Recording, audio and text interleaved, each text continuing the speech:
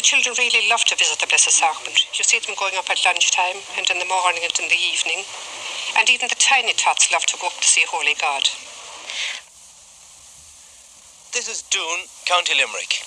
It's not the largest, nor the wealthiest, nor perhaps even the most beautiful village in Ireland, but it could lay claim to being the holiest. Now these are the facts. They had a census of vocations here last year, and they discovered that there are 28 priests and 115 nuns living in various parts of the world who were born in Doon. There's a very good spirit, yes. I noticed that in one case now, for example, there was a child that had been in school there for about 6 or 7 years, and actually remained on in the convent. I thought it was rather remarkable that she didn't go to some other convent. It is true, as the nun suggested, that the people of Doon lead relatively quiet and simple lives. Coming here from the city, one is struck by the quietness of the main street and by the fact that parking seems to present no problem. It may be that the people here are closer to the things that really matter, removed as they are from the distractions and anxieties and sheer noise of town life. For their livelihood, they depend on the land. Most of the parishioners are farmers, the rest shopkeepers who supply their few material wants.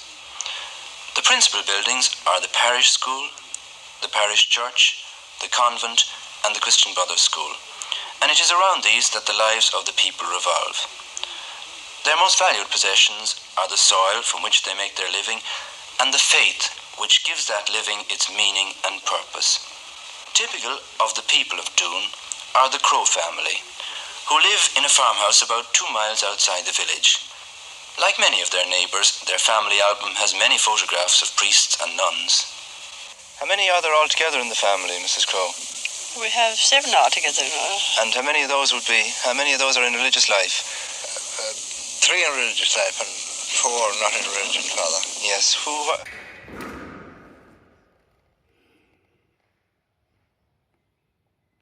generations maintain the great tradition they have inherited.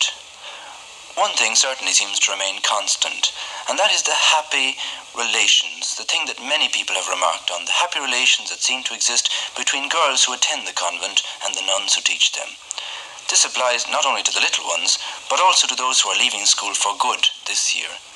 When you girls were at school here in Doon, did you know about that big number of girls that go each year to be nuns? No, they kind of nearly stop you when you're going. Would they?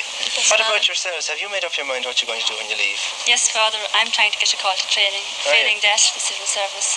I see. So you're not going to be a nun anyway? No, Father. What about yourself? I haven't decided yet, Father. And have you made up your mind? Father, yes. What are you going to do with yourself? I think you're going to Kilishandra. Oh, yeah. So you're going to keep up the good tradition. Father. Why Kilishandra? That's the African missions, isn't that right? Yes, Father. Well, Who kind of you think would go, but there's an awful lot of surprise girls at the end. I know. Would the nuns ever ask the girls in class now if they were thinking of going off to be a nun? No, the nuns would never mention it to them at all. Would they not? No, Father.